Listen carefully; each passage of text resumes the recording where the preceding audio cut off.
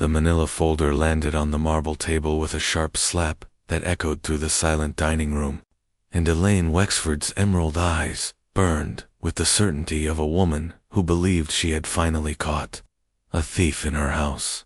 Except the thief she was hunting was her own daughter-in-law, and the evidence she was about to reveal would shatter a family in ways she never imagined possible.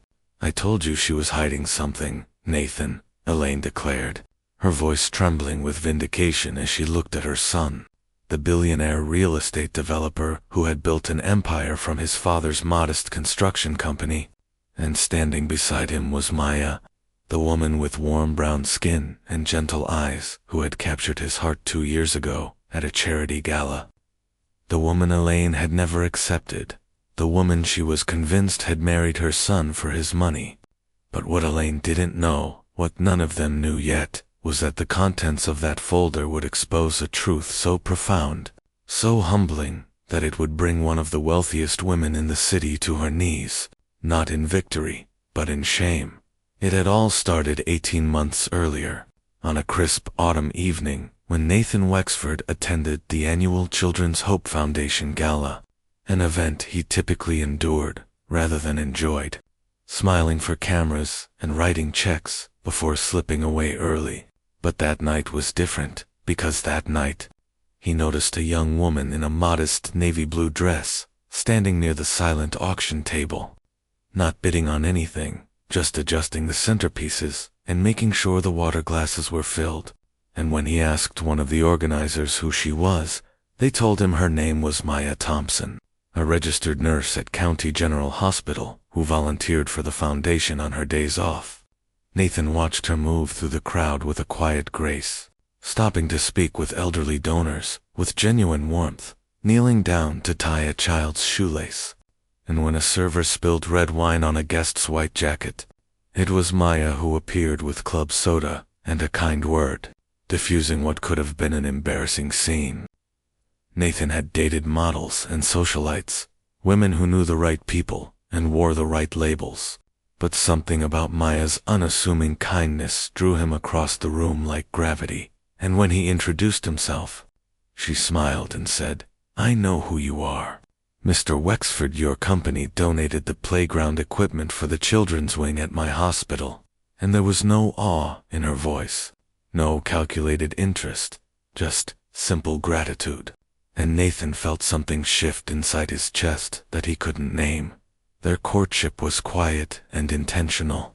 Long walks through city parks, dinners at small restaurants where Maya felt comfortable, and hours of conversation about their dreams and fears. Nathan learned that Maya had grown up in a working-class neighborhood on the south side of the city, raised by her grandmother after her mother passed away when she was 12. And she had worked 2 jobs to put herself through nursing school because she wanted to help people, the way the nurses had helped her mother during her final months. Maya learned that, despite his wealth, Nathan felt profoundly lonely, that his father had died when he was 22 and left him a company to run before he felt ready, and that his mother, Elaine, had grown increasingly bitter and suspicious since becoming a widow, seeing threats and manipulations everywhere she looked. When Nathan proposed after 8 months of dating, Maya said yes with tears streaming down her face, not because of the 5-carat diamond ring, but because she had found a man who saw her, truly saw her, for who she was. But when Nathan brought Maya home to meet his mother for the first time, Elaine's smile had frozen on her face like ice in January, and though she said all the right words, her eyes told a different story, a story of suspicion and barely concealed contempt. The wedding was beautiful, but tense, held at the Wexford estate, with 300 guests in attendance, and Elaine sat in the front row wearing black instead of the traditional mother-of-the-groom colors, a choice she claimed was slimming, but that everyone understood as a statement. In the months that followed, Elaine's opposition moved from passive to active, starting with small comments about Maya's simple taste in clothing, escalating to questions about why she continued working at the hospital when she could afford to stay home, and culminating in whispered conversations with her society friends about how the girl had clearly targeted her son. Maya tried everything to win her mother-in-law, overcooking Elaine's favorite meals, remembering her birthday with thoughtful gifts, inviting her to lunch dates that Elaine always canceled at the last minute, but nothing worked. And Nathan watched helplessly as the two women he loved most existed in a state of Cold War. "Give her time," he would tell Maya at night, holding her as she cried quietly into his shoulder. "She'll see who you really are eventually, but privately." Nathan wasn't sure his mother wanted to see anything that contradicted the story. She had already written in her mind. Everything changed on the morning. Elaine received a phone call from her old friend Constance, a professional gossip who collected secrets like other women collected jewelry. And Constance claimed she had seen Maya meeting a strange man at a coffee shop downtown, hugging him close and slipping him an envelope that looked very thick, if you know what I mean. Elaine's blood ran cold, then hot, as every suspicion she had harbored crystallized into certainty. Her daughter-in-law was hiding something. Maybe a secret boyfriend, maybe a criminal past, maybe a scheme to drain the Wexford fortune, and she knew exactly what she needed to do. That afternoon, Elaine met with Victor Crane, a private investigator known for his discretion and thoroughness, and she slid a photograph of Maya across his desk with instructions that sent a chill through even his experienced spine. "I want to know everything about this woman, where she came from, who she really is, every lie she's ever told, and I want proof that my son married a fraud." Victor accepted the case with a slow nod, and for the next 6 weeks, he followed Maya through her daily life, documenting every meeting, every phone call, every transaction, building a dossier that Elaine believed would finally vindicate her suspicions and free her son from the clutches of a gold-digging imposter. The investigation began yielding results almost immediately, but they were not the results Elaine expected. Victor's first report described how Maya spent her shifts at County General, not just completing her nursing duties, but staying hours late to sit with patients who had no family, reading to elderly dementia patients, and teaching young mothers in the prenatal ward how to care for their babies. He photographed her using her own money to buy groceries for a single father whose child was in the pediatric ward, and recorded her spending her lunch breaks tutoring nursing students from disadvantaged backgrounds who couldn't afford private tutors. The man Constance had seen Maya meeting at the coffee shop was identified as Jerome Thompson, Maya's second cousin, a former addict who had been struggling to get back on his feet. And the thick envelope contained not money for some nefarious purpose, but letters. Maya had written to potential employers on Jerome's behalf, vouching for his character and his commitment to recovery. Victor delivered each report with professional neutrality, but Elaine dismissed them all as clever cover, insisting that the real Maya, the schemer, the liar, was hidden beneath this performance of kindness, and she pushed him to dig deeper, to find the smoking gun that would expose the truth. 6 weeks into the investigation, Victor discovered something that made him pause, something that didn't fit Elaine's narrative but was too significant to ignore. Following a trail of bank statements, he learned that Maya had been making regular payments to a long-term care facility on the outskirts of the city, nearly $2,000 every month for the past 3 years. And when he investigated further, he discovered that the payments were for a patient named Dorothy Thompson, Maya's grandmother, the woman who had raised her, now suffering from advanced Alzheimer's disease and requiring round-the-clock care. Maya had never mentioned this to Nathan or anyone else, and when Victor dug into her finances, he understood why, despite marrying into one of the wealthiest families in the city, Maya had never asked her husband for money, never used his credit cards for anything other than household expenses, and was instead working overtime shifts to pay for her grandmother's care, all while maintaining the fiction that Dorothy had passed away peacefully years ago, because she didn't want anyone's pity. Victor sat in his car outside the care facility, watching through his telephoto lens as Maya visited her grandmother, holding the old woman's hand and singing hymns, even though Dorothy no longer recognized her. and something in his professional detachment began to crack. But the most significant discovery came in the final week of the investigation, a revelation that would change everything. While researching Maya's past, Victor uncovered a newspaper article from 7 years ago. A small story buried in the local section about a nursing student who had saved a life. The article described how 23-year-old Maya Thompson, working a night shift at a community health clinic, had recognized the signs of a severe allergic reaction in an elderly woman who came in with what she thought was just a headache. And Maya's quick thinking and calm administration of emergency treatment had saved the woman's life when her throat began to close.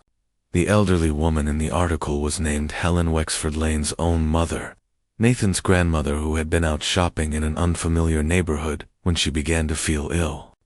Maya had never made the connection between the woman she saved and the family she would one day marry into, and she had never mentioned the incident because she considered it simply part of her job. Nothing special, nothing worth noting. Victor stared at the article for a long time, then began to gather all his findings into a final report, knowing that when he presented this to Elaine Wexford, her world would fundamentally shift. The confrontation happened on a Sunday afternoon in the Wexford estate dining room, with autumn sunlight streaming through the tall windows and dust motes dancing in the air like nervous witnesses. Elaine had summoned Nathan and Maya under the pretense of a family lunch, but her expression was triumphant. The expression of a prosecutor about to deliver closing arguments in a trial she was certain to win. "I know you've been lying to us, Maya," Elaine announced, her voice ringing through the room as she gestured toward the manila folder on the table.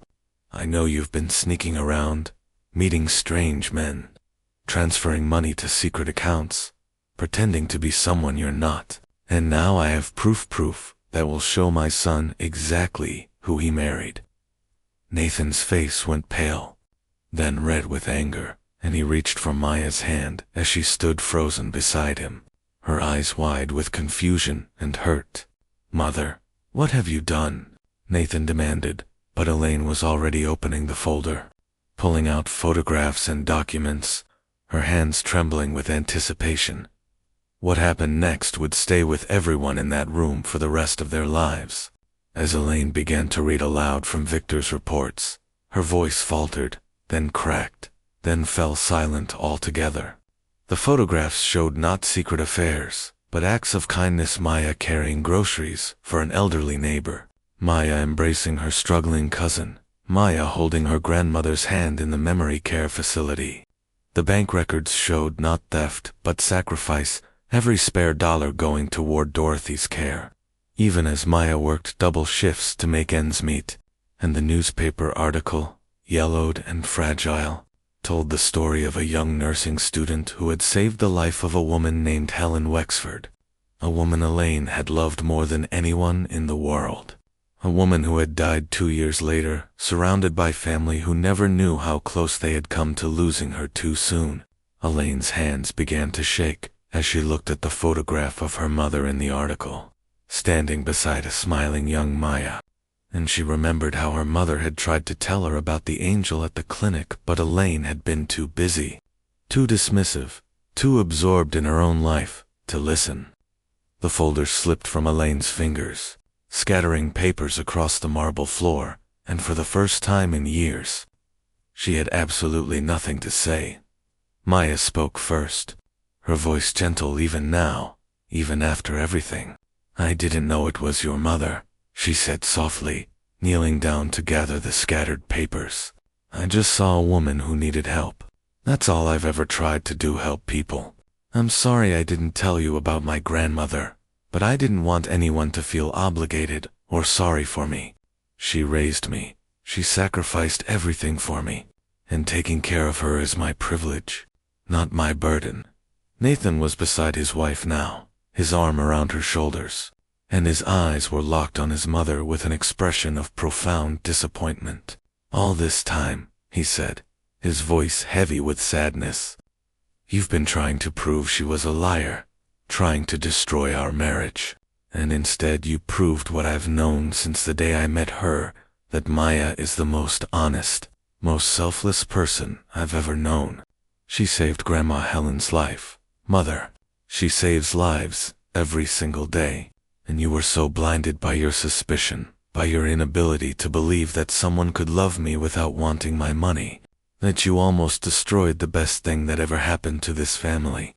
The silence that followed was thick enough to cut, and in that silence, something broke inside Elaine Wexford. Perhaps it was the weight of her prejudice finally becoming too heavy to carry, or perhaps it was seeing her own mother's face in that photograph, or perhaps it was simply the undeniable truth that she had been wrong, shamefully wrong, not just about Maya, but about herself, about the person she had become since losing her husband, about the walls she had built so high that even love couldn't climb them. Elaine sank into a chair, her perfectly maintained composure crumbling, and for the first time since her husband's funeral, she wept. "I'm sorry," she whispered, the words coming out broken and raw. "I'm so sorry. I was so afraid of losing Nathan the way I lost his father that I couldn't see, ... I couldn't let myself believe." Maya crossed the room slowly, her footsteps soft on the marble floor, and she did something that no one in that room expected. She took her mother-in-law's hands in her own and held them gently. "I know what it feels like to lose someone you love," Maya said, her eyes glistening with tears.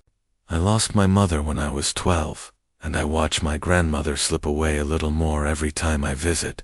Loss makes us build walls, because we think walls will protect us, but all they do is keep out the people who might help us heal. I don't need you to apologize, Elaine. I just need you to let me in." The transformation didn't happen overnight. Nothing real ever does, but it began in that moment, with two women holding hands across a divide that had seemed impossible to bridge. In the weeks that followed, Elaine asked to visit Dorothy with Maya, and she sat in that memory care room, listening to Maya sing hymns to a grandmother who didn't recognize her own granddaughter. And Elaine finally understood the depth of love that she had mistaken for deception. She began to notice things about Maya that her suspicion had blinded her tooth away. Maya brought soup to the elderly security guard who worked nights at their building. The way she remembered the names of every staff member at the estate and asked about their families. The way she loved Nathan, not for what he could give her, but for who he was. Elaine started accompanying Maya on her volunteer shifts at the foundation, at first just observing, then helping, then eventually organizing her own charity initiatives to support young women pursuing nursing degrees. The society friends who had once gathered to gossip about the unsuitable daughter-in-law now found themselves attending fundraisers that Elaine and Maya organized together, and more than one of them remarked on how much younger, how much lighter. Elaine seemed now that the weight of her bitterness had been lifted. 1 year later, on the anniversary of Maya and Nathan's wedding, the family gathered not in the formal dining room, but in the garden, where Dorothy Thompson sat in her wheelchair, having a rare, clear moment where she recognized her granddaughter and asked about the handsome young man beside her. Nathan had arranged for Dorothy to be transported from the care facility for the celebration, and when Maya saw her grandmother in the garden, surrounded by flowers and family, she broke down in tears of joy. Elaine stood beside her, their arms linked, and whispered something that only Maya could hear. "Thank you for saving my mother's life all those years ago, and thank you for saving mine." The words were simple, but they carried the weight of a journey from suspicion to understanding, from fear to love, from isolation to family.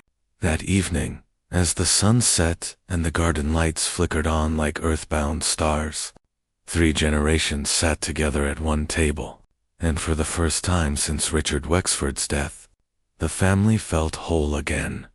The moral of this story is not that karma punishes the wicked, but something far more profound. Karma reveals truth.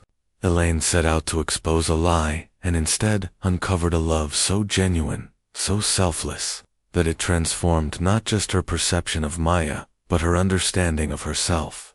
She learned that the walls we build to protect ourselves from being hurt often become prisons that keep out the very people who could heal us, and that prejudice, no matter how it's dressed up or justified, blinds us to the humanity of others and diminishes our own. Maya's grandmother Dorothy, in one of her final clear moments, said something that became the family's guiding principle. Love doesn't ask where you come from or what you look like. It only asks if you're willing to show up, again and again, with an open heart. And so, the Wexfords, Elaine, Nathan, Maya, and in spirit, Dorothy became not just a family by marriage, but a family by choice, proving that it's never too late to see clearly, never too late to change, and never too late to let love win.